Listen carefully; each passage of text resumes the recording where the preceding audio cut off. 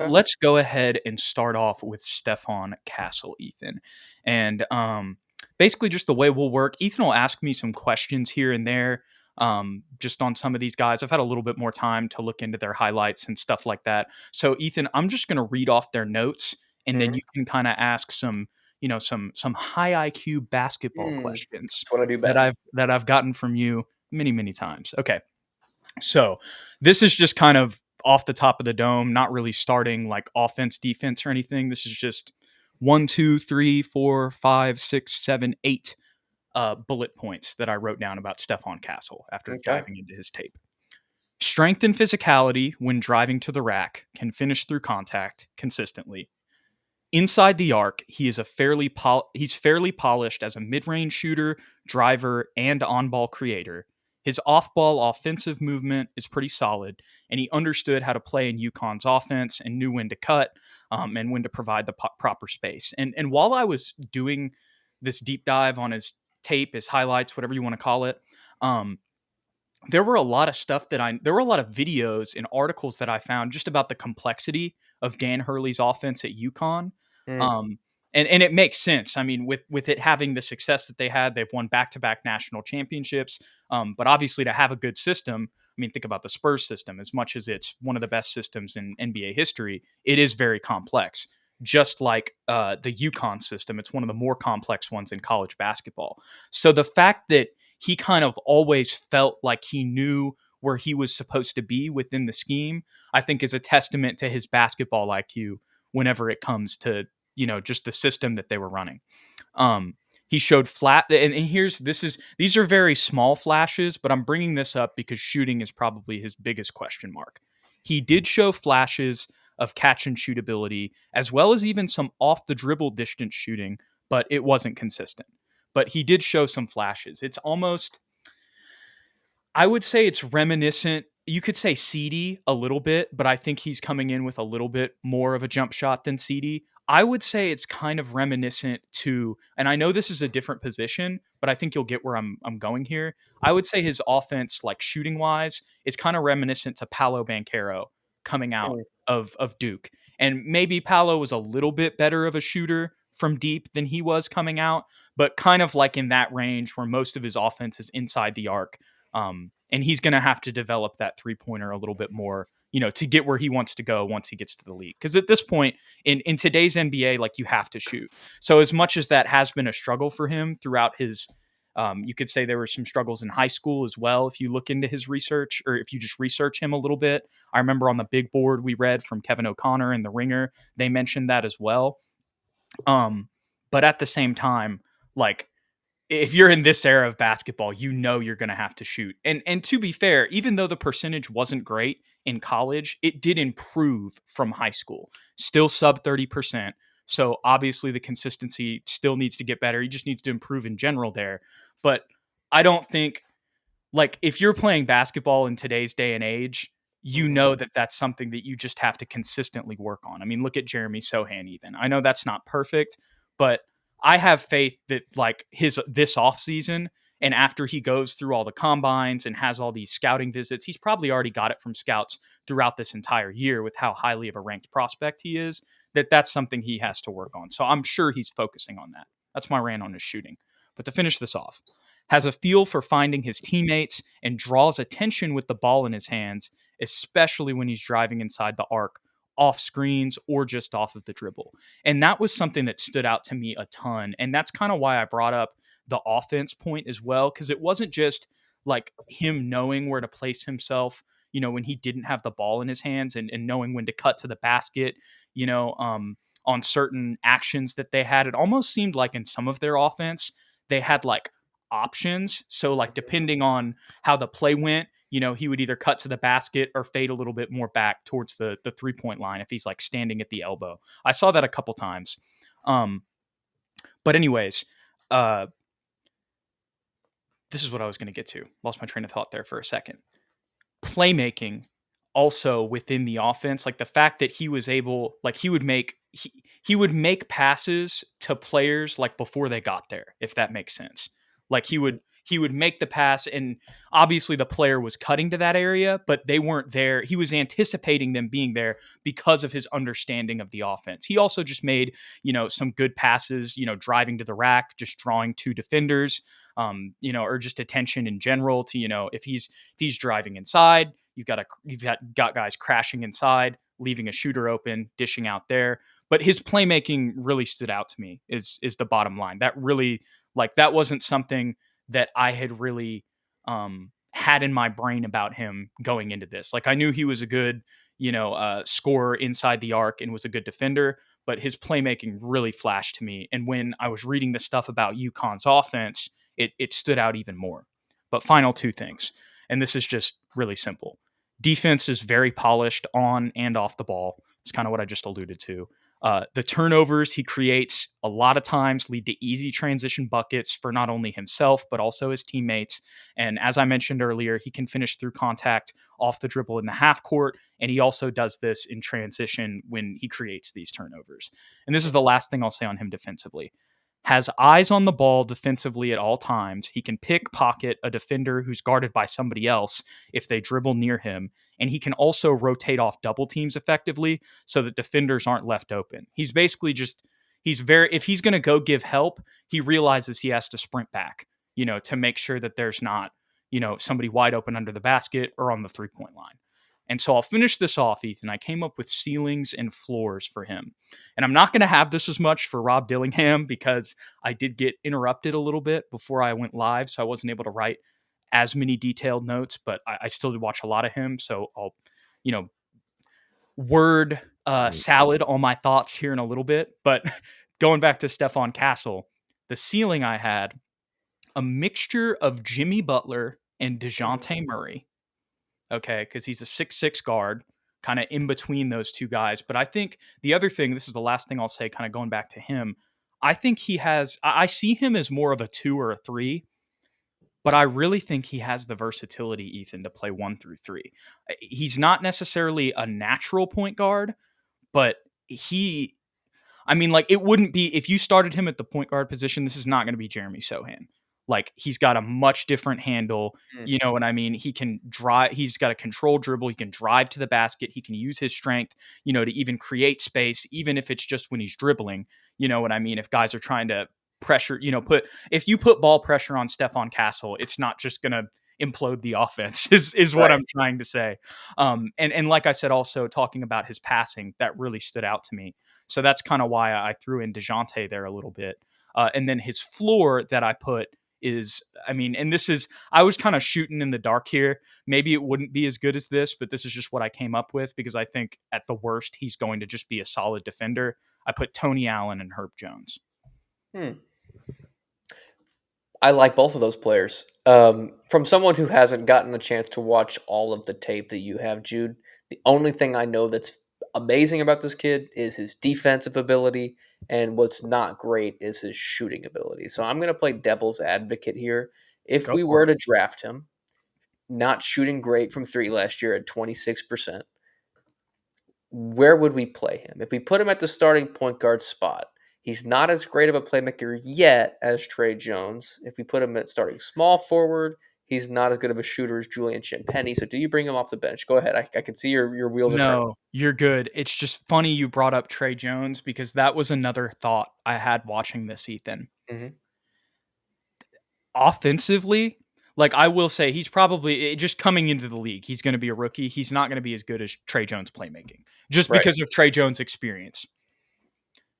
But to be honest, man, like how do I'm trying to think how I want to word this. Basically, when I was watching the tape, I had the thought to myself, like, this is actually very similar to Trey Jones. And obviously we saw Trey Jones' shooting get better throughout the season, Mm-hmm. but except like what are Trey Jones's struggles? Finishing through contact consistently at the rim, right? Mm-hmm. On floaters or layups. That's something that Stephon Castle, I don't think is going to have as much. That's like his strengths. Maybe not as much floaters, but still like finishing in contact at the rim. And he still does have some little mid-range moves. I would say they're more like pop shots than floaters, if you will, or even just like jumpers inside the paint. Mm-hmm. Um, But there were a lot of things that he did that I was like, this is just what Trey Jones is kind of doing right now because you have the shooting limitations, but he's just doing it better. But that's obviously specifically the scoring. But it's just funny you brought him up because when I was watching it, I was like, and obviously he's a two guard. He's a different player than Trey, but I really did see, like, I was like, this is kind of just when you think about the non-shooting aspect, like all the scoring deficiencies that Trey has because you could say his size and also just, he's a second round pick instead of a top 10 prospect like Stephon. Um, Right. he all of those offensive scoring deficiencies inside the arc, like that's like what Stephon excels in. You see what I'm saying? I do. Sorry, I just saw one of the comments. No, I didn't see that. That's great. Look at I the one seen one above it before. too. Yeah. Michael Ingle in here for y'all on podcast. He says Ethan is an efficient shooter all day, and then Mm. Greg says Ethan is definitely elite. I mean, you should see me on the Papa Shot machine, Jude. That's all I'm saying. In an arcade, Ethan is deadly. On the court, not so much. Depends on the day.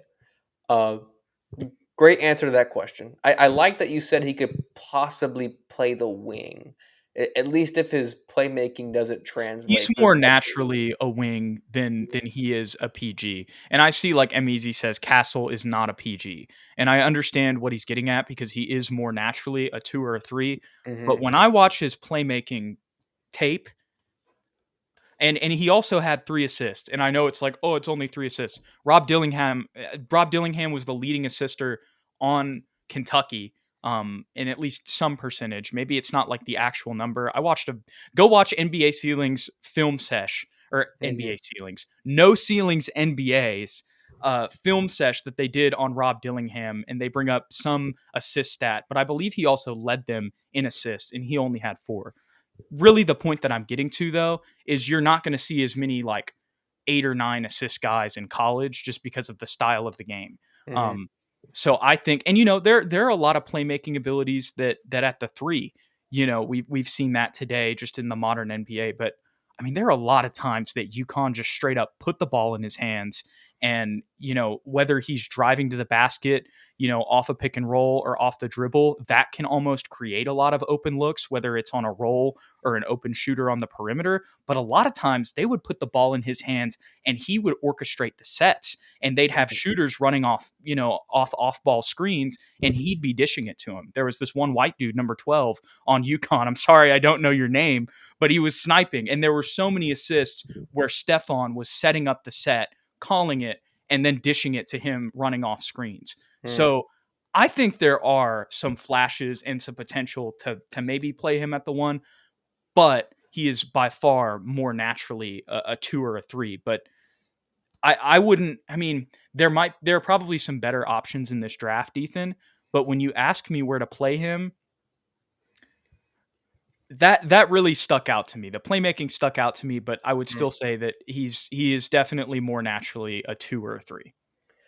Not to bring up recency bias, because I know this guy's getting a lot of hype as he's an MVP candidate, but I want to keep in mind Shea Gilgeous-Alexander had a very similar build and statistical numbers to this guy. I think Stephon has more of upside defensively coming into the draft than Shea did, and obviously Shea was a way better shooter. So everyone in the comments is going to say that immediately. Shea was like a 40% shooter from college, but field goal percentage wise, they were the same. Uh, just something to keep in mind that this build in a point guard is something that we're seeing more and more often. It's so funny you bring him up. You brought up Trey Jones and then you brought up SGA, and I forgot that I had a thought about both of them, Ethan, and now you're bringing them up. Because when I was watching him, I had that thought. I was like, he's not as natural of a point guard as Shea Mm-hmm. whatsoever. But when I was watching him, I was like, he's kind of like if Shea was jacked He's and also wasn't as good 30 of a pounds shooter. heavier. Yeah. Wasn't as good of a shooter. I mean, like that's really what I was thinking. But I want to get to another comment here because I talked about this just a second ago, and Drew just corrected me. He is also a college basketball reporter in the SEC, so let's take his word for it. Mhm. But also, this is exactly what I was referring to when I was talking about the no ceilings video and the stat they're referring to. Dillingham was second to Reed Shepherd with 3.9 assists per game. but Mm. he was number one at Kentucky and in assist rate, and number 71 in the country in assist rate, accounting for 29.8% of the Wildcats' dimes while on the floor. So that was the stat that I was thinking about, was that he was number one in Kentucky at assist rate.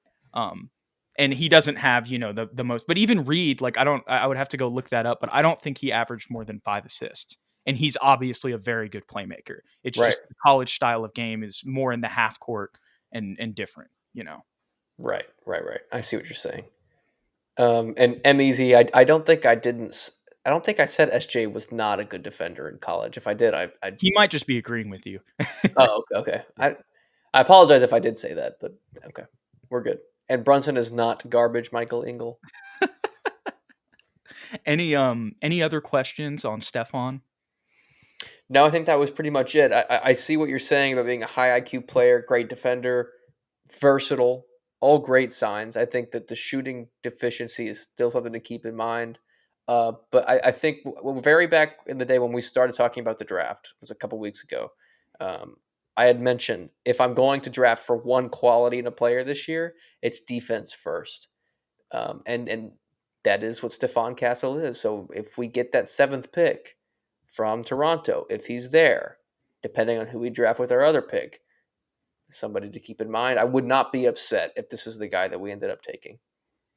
Yeah, I mean, I wouldn't be upset with him being on the team either. And as much as the shooting thing is still, you know, that's a key for the Spurs. Like I Right. understand people being frustrated with that.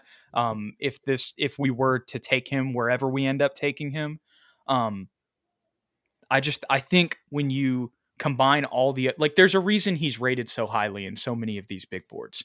I mean, Hmm. he was a McDonald's All American in high school, like. And one thing I also want to say, I believe in one of the other videos, I may have said that he was a two-time national champion. That's wrong. Donovan Clingan was a two-time national champion at UConn, but Stephon Castle, he was a true freshman this year. He just played this season, so Hmm. one-time national champion. But all of his inside the arc scoring ability and his defensive ability, Ethan, I think they mitigate like I think he's going to be able to score even if it's not from a high volume at the 3-point line. Um, coming into the league. Now, when I say that, I'm not saying he's going to go for 20 every night just inside the arc. I'm just saying that he's going to be able to go get some buckets, even though he's not going to come in as a 40% 3-point shooter. I would agree with that 100%. I'm glad that you mentioned that. And just to get this out of the way as we move into the next topic, I did promise Michael Engel, who I do know for people in the comment section, I promised I would say hello to his daughter who's going to bed soon. So hello, Peyton. It's good to it's it's about time for bed. Your father is tired. There we go. That is, we got some real content here on That's gonna be a SSPN. clip. Just that. That's that itself.